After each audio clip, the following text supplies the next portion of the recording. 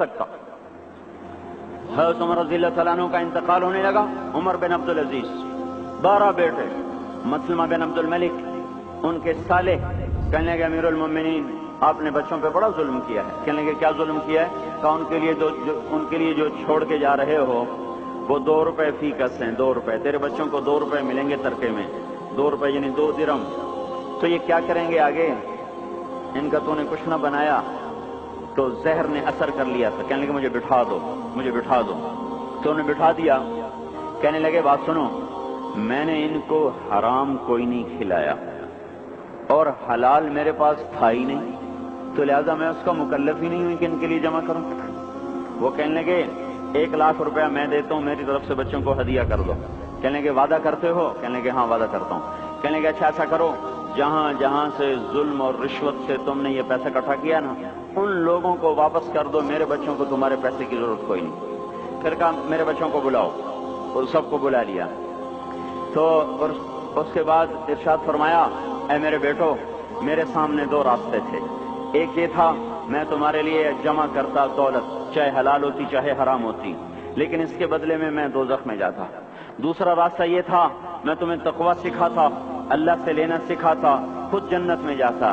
मेरे बच्चों, मैं तुम्हारा बाप दोज़ख की आग नहीं बर्दाश्त कर सकता, लिहाजा मैंने तुम्हें हराम नहीं खिलाया ना हराम जमा किया, मैंने तुम्हें दूसरा रास्ता सिखा दिया है तक़वे वाला।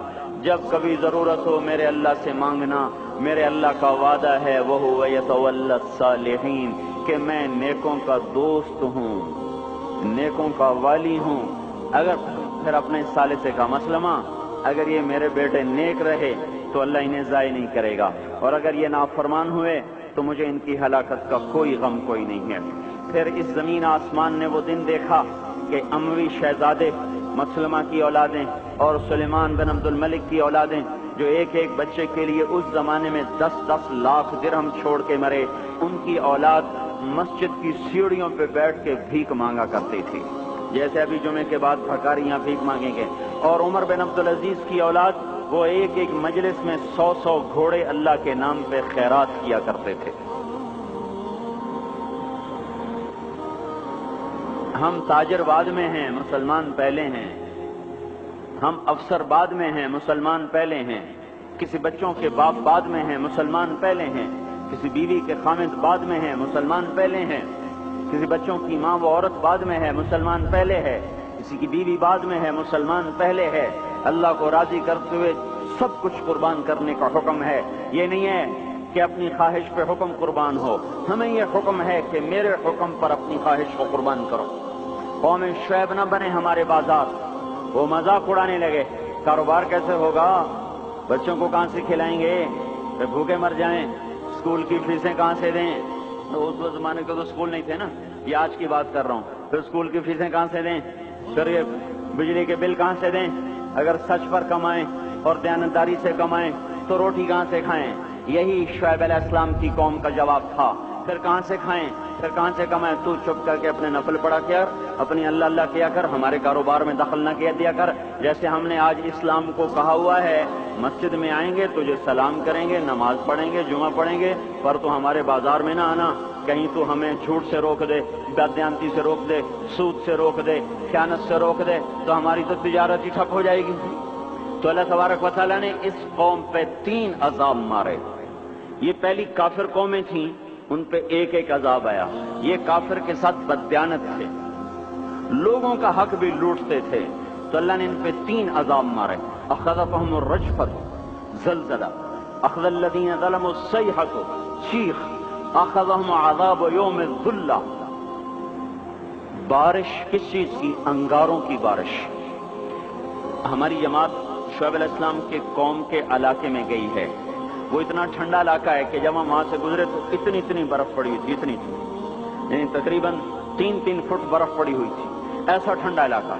अल्लाह ने एक गर्म हवा भेजी, वो झुलस गए, तड़प गए, आबले पड़ गए।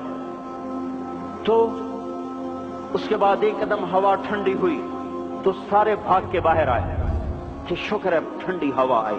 ऊपर से बादल आया तो शुक्र है बादल आया। इसका साथ ही जमीन में जलजला आना शुरू हुआ। اور اس کے اوپر فرشتے کی چیخ آئی اور اوپر وہ بادل کالا ایک دم سرخ ہو گیا، پھر اس میں سے ایک دم بڑے بڑے انگارے برسے اور ساری شعیب علیہ السلام کی قوم کو اور مدین کی منڈی کو اللہ نے جلا کے راکھ کر دیا۔ اگر یہ بازاروں والے توبہ نہیں کریں گے تو مجھے ڈر ہے کہ کہیں ان منڈیوں پر بھی وہ انگارے نہ برس جائیں جو مدین کی قوم پہ برسے تھے۔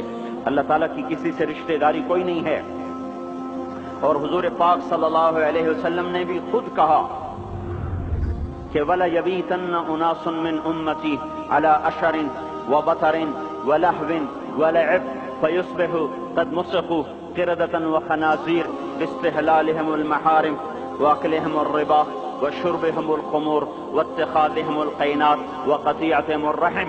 ایک زمانہ آئے گا میری امت بڑی عیاش ہو جائے گی، بدمعاش ہو جائے گی، ناچ گانے کی رسیا ہو جائے گی، گانے بجانا ان کی گھٹی میں پڑ جائے گا، اور اس حال میں ایک رات ایسی آئے گی کہ رات کو انسان سوئیں گے، صبح اٹھیں گے تو بندر اور خنزیر ہوں گے، اور یہ اس وجہ سے ہوگا کہ انہوں نے حرام کو حلال کر دیا ہوگا، باستحلالہم المحارم،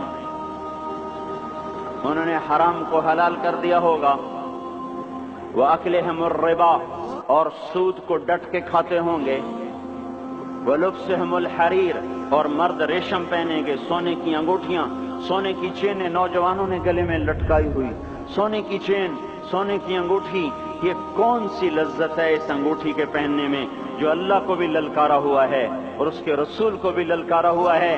آپ نے ایک دفعہ ارشاد فرمایا کاش میری امت کے نوجوان ریشم استعمال اور سونا استعمال نہ کریں، یا لیت امتی لم تلبس الذہب، کاش کہ میری امت سونے کا استعمال مت کرے۔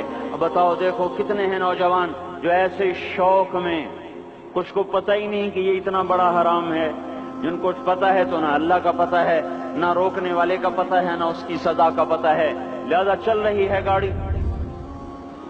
تو یہ کس پہ ہوگا کہ حرام کو حلال کر دیں گے، سود کو کھائیں گے، ریشم پہنیں گے، سونا پہنیں گے، شراب پئیں گے اور گانے بجانے میں مست ہو جائیں گے، اور رشتے ناتوں کا لحاظ ختم ہو جائے گا، ماں باپ کی تمیز ختم ہو جائے گی، بھائی بہن کی تمیز ختم ہو جائے گی، بڑے چھوٹے کا وقار ختم ہو جائے گا۔ جب یہ ہوگا تو یہ بھی ہوگا کہ یہ بندر اور خنزیر بنا دیے جائیں، اور یہ تو قرآن کہہ رہا ہے، وہ اللہ کا رسول جو ساری امت کے لیے روتا روتا روتا دنیا سے اٹھ گیا۔